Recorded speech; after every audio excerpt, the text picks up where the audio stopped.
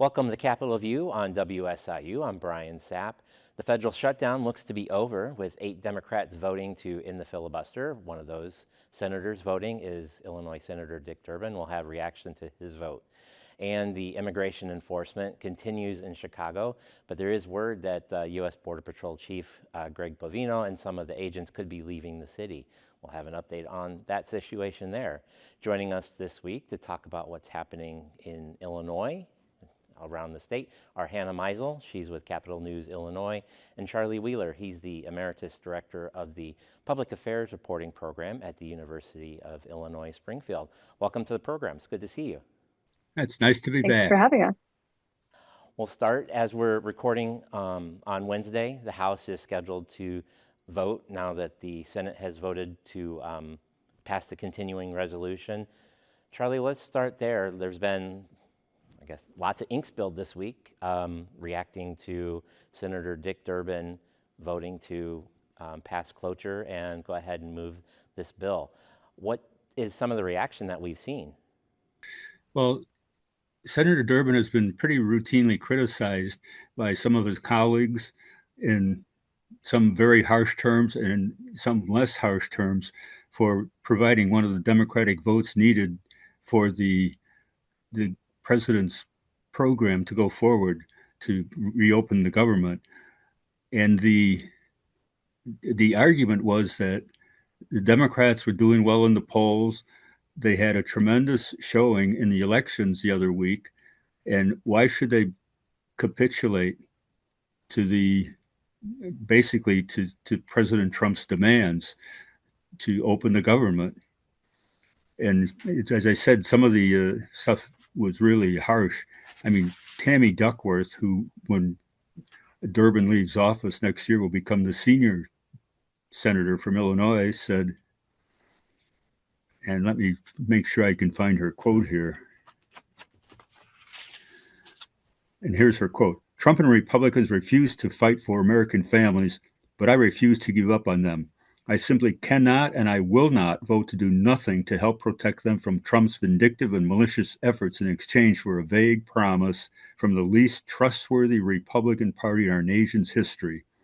This is the time to keep fighting to bring costs down and protect the American people." So she was pretty critical.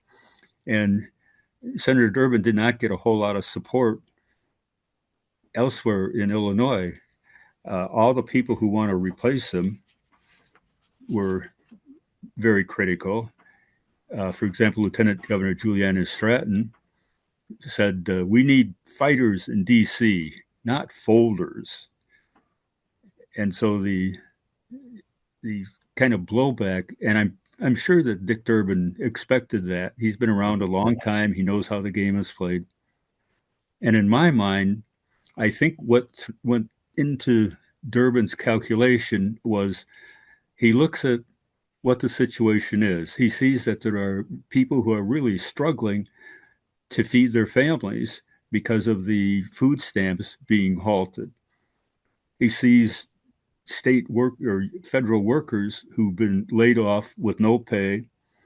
He's seen air traffic controllers who are calling in sick so they can go get a second job to support themselves.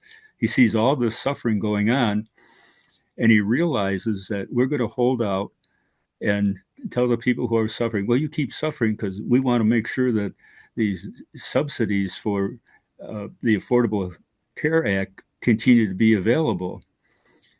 And then he looks and he sees, who are we fighting against on the other side? We have a Republican Congress who, in my judgment, and probably Durbin's, is pretty gutless. They're afraid to stand up to the president.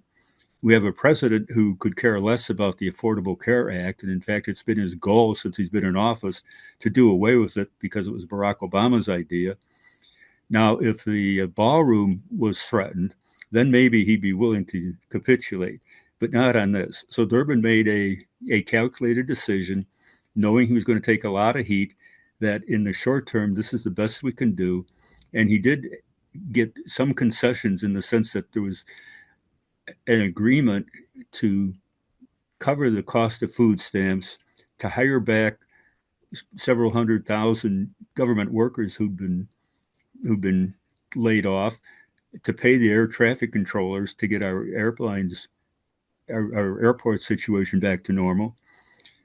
And so it was a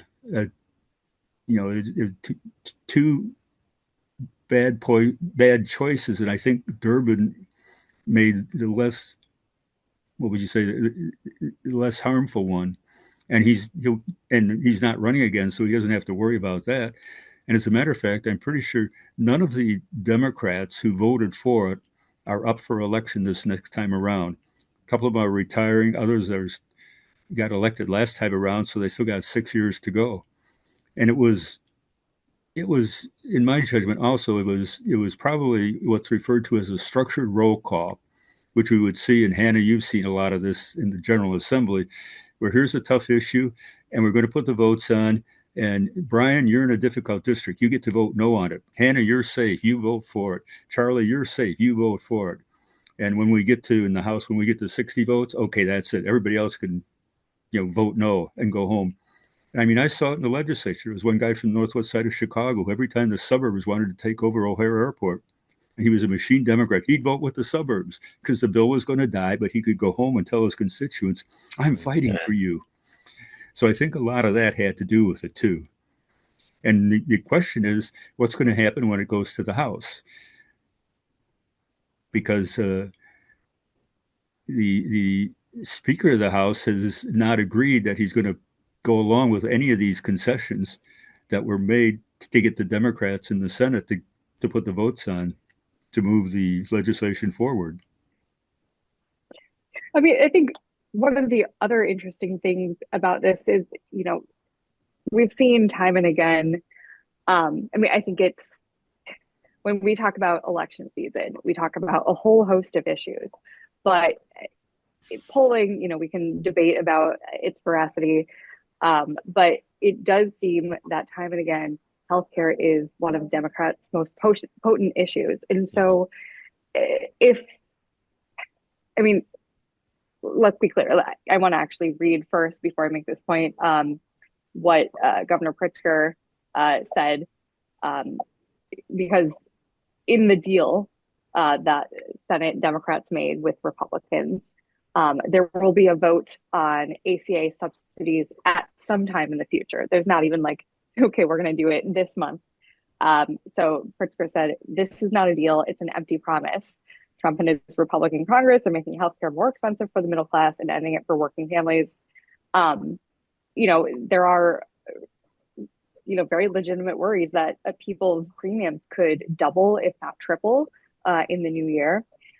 But, one of the arguments I've heard is that for Democrats to, hold out for a deal, then it kind of takes away the potency of this issue. And then Republicans wouldn't be left holding the bag for taking away these ACA subsidies, which are popular, across the country, especially in very red districts. And, on the other hand, though, I think a lot of Democrats say, like, hey, like, we're finally starting to break through to the American public. The attention economy is harder and harder to capture people's attention away from their phones, away from we no longer have like a sort of monoculture, and it takes a lot to break through to people. But a lot of Democrats said, like, we're finally starting to break through, and now we're going to end the shutdown. And for what? SNAP benefits would be fully funded through September, but we would have only a continuing resolution for funding the government till January 30th. And what then? You want to do another shutdown? It is very, very hard to sell politically. Like, these are, like, I think, like Charlie said, these are all bad options.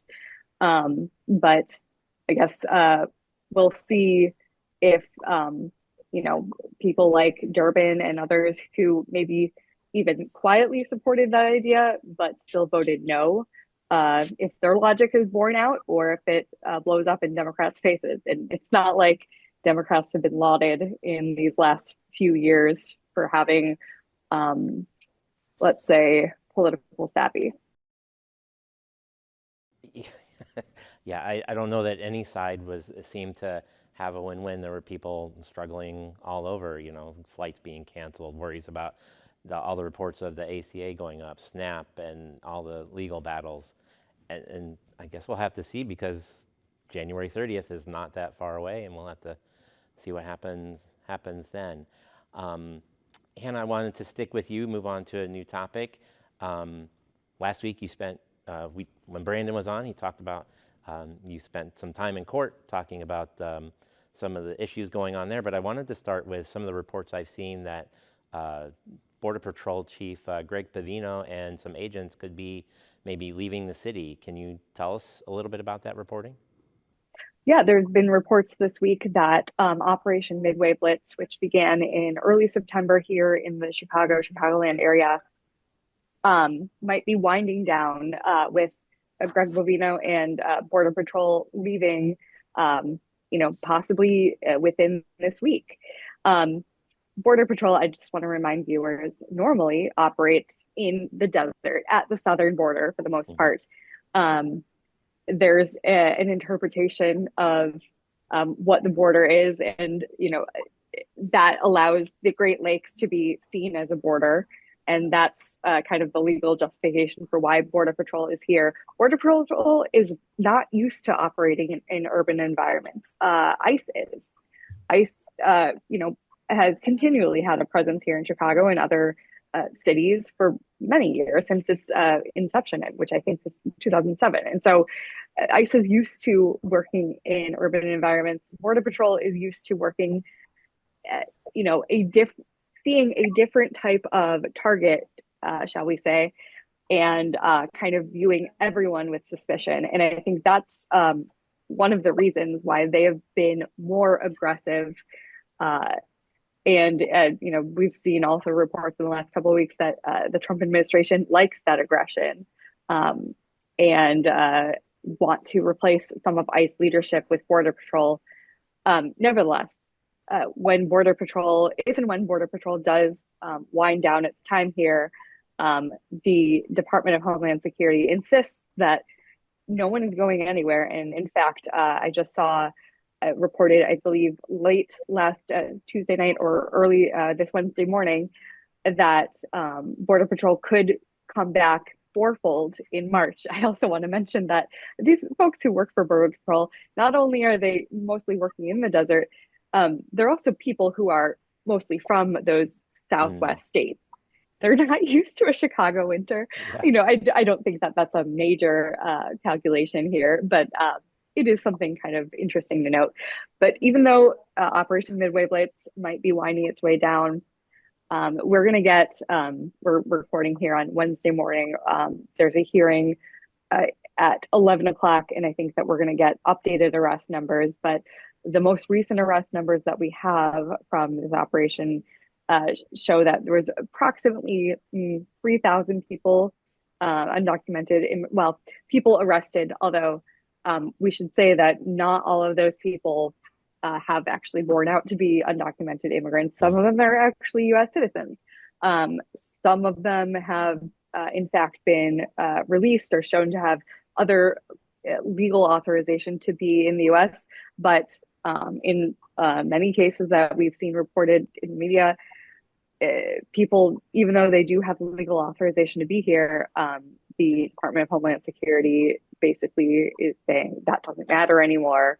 Especially if these things were granted during the Biden administration.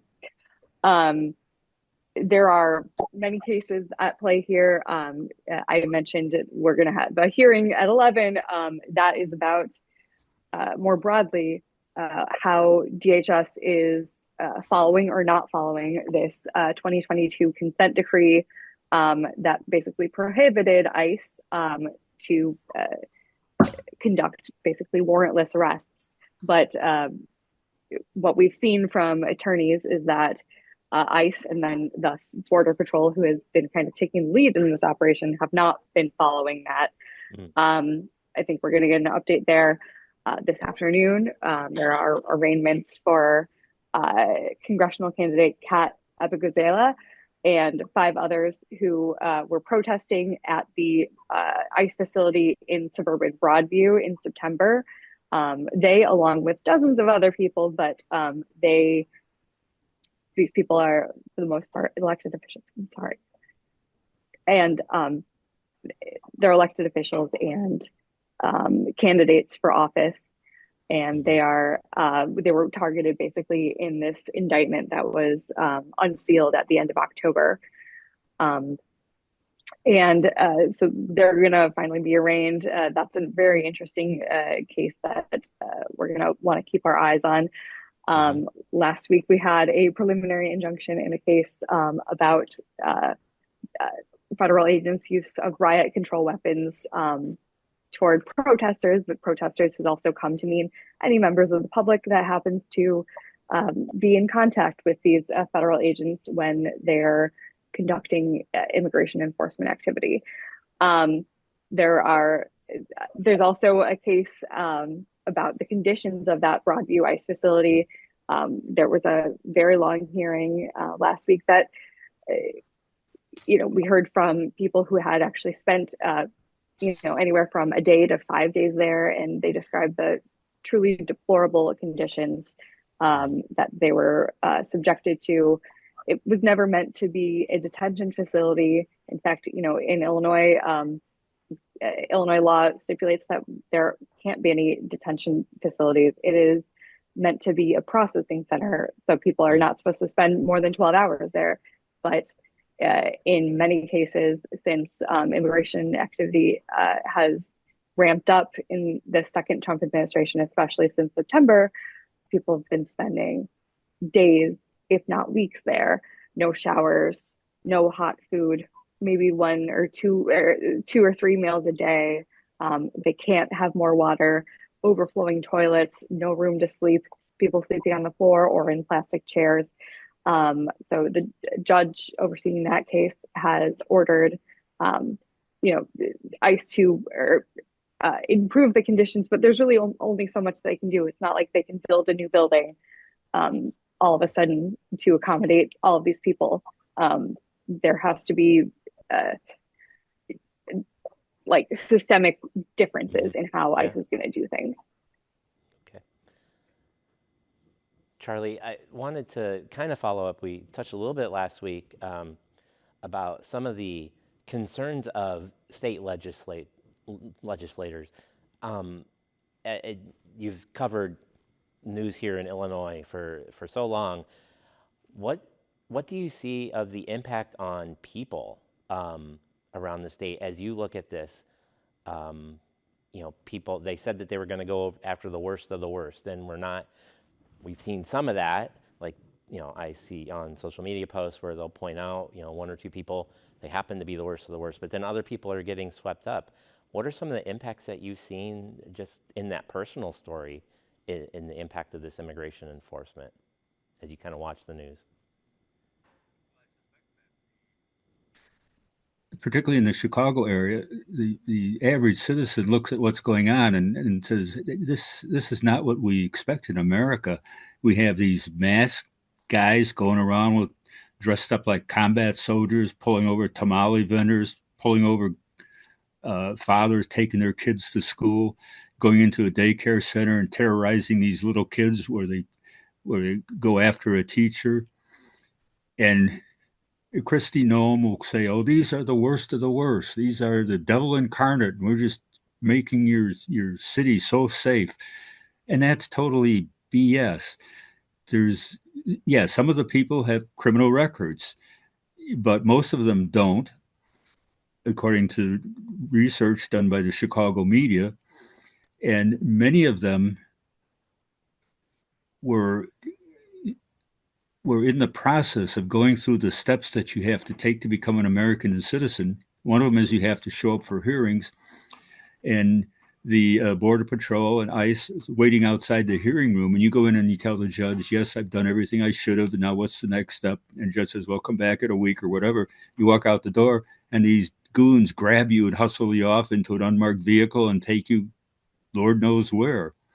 So I think the average citizen in Chicago thinks that this is just outrageous in what's going on. And it's interesting because the federal judiciary in Chicago also has a very dim view of what ICE and the Border Patrol are doing. As Hannah mentioned, they appear to be in violation of one consent decree that goes back several years. And this week, she mentioned Broadview, and the judge ordered them to clean up their act. It was considered a just a horrible place to hold anybody, even overnight, and they've been holding them for days and days. And he's requiring very specifically what kind of things that have to be provided. They have to have clean bedding mats, for example. They have to have oral hygiene products. They have to have three full meals every day. They have to get the prescribed medication.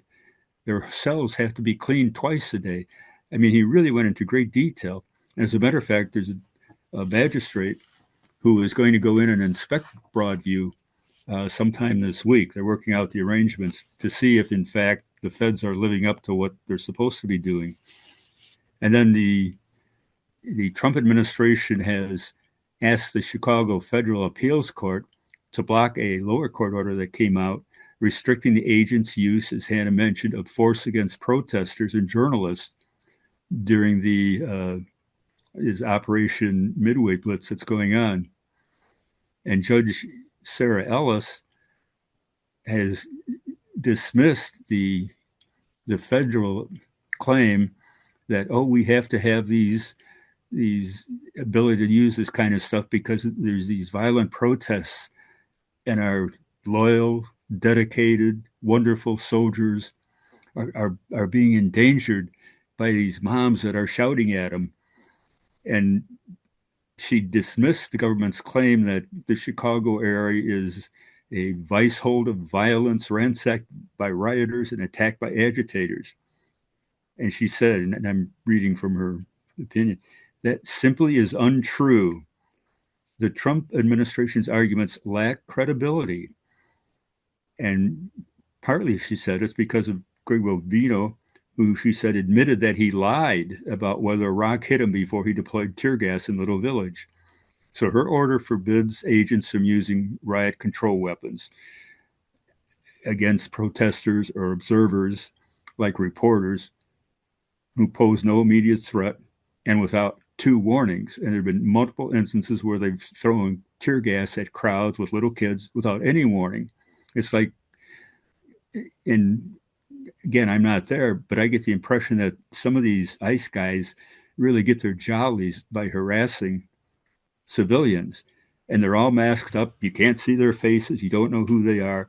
They don't have any identification. So it's, if you're a guy who's a natural bully and likes to lord it over people, this is a perfect career for you. So anyway, she's issued this order, and now the administration is appealing it. I'm thinking that nobody knows when the appeals court will rule, but and as Hannah said, and as you indicated, the indications are that all this military presence is going to be pulled back until the weather gets warmer. Okay. Hannah, we have about 2.5 minutes, and I wanted to maybe just a little bit, if you could tell us, are there any personal stories that you've heard that just have stuck out to you or other, just the impact that this has had in a human sense? We got about 2 minutes left. Yeah, I'm in sorry. in that hearing about the conditions at the Broadview ICE facility, like I mentioned, there were, I think it was 5 people who had been held in the facility who testified, and one of them was a young mother. We didn't get her age, but she looked to be about in her early 20s, early to mid 20s, and she was basically she was on video conference on her phone from Honduras, where she had been deported back to. And her testimony was that she was on her way to work, 5 a.m. Her children, who are, I believe, 5 years old and 9 months old, were with the babysitter. And she was taken by these agents, and she was held in Broadview. And she said that when she got there, the agents handed her some paperwork, And, you know, some agents do speak some Spanish, some are native Spanish speakers, and some speak only English. And part of the lawsuit is this claim that these agents are misrepresenting what the papers are, or otherwise not fully explaining it. And she claimed that she was basically duped into signing these self-deportation papers because she was told that number one, she could come back to the US for 5 years, in 5 years. And then number two, basically, she felt pressured that if she didn't sign them, she wouldn't get out of Broadview because, you know, it seems as if, according to the attorneys, ICE is using the conditions of the facility as kind of a cudgel as leverage for people to sign these self-deportation papers. And when she got back to Honduras, and she was also not allowed any access to an attorney. So when she got back to Honduras after having signed these papers, she sought out an attorney, and she was first basically scammed by someone who claimed to be an attorney, but wasn't. And then when she got a hold of a real attorney, the attorney told her that, in fact, it's 10 years until she can petition her way back into the US, and she doesn't know when she's going to see her young children again. Well, that's all the time that we have on Capitol View. There's lots of more stories like that. Join us next week as we look at what's making news around the state of Illinois.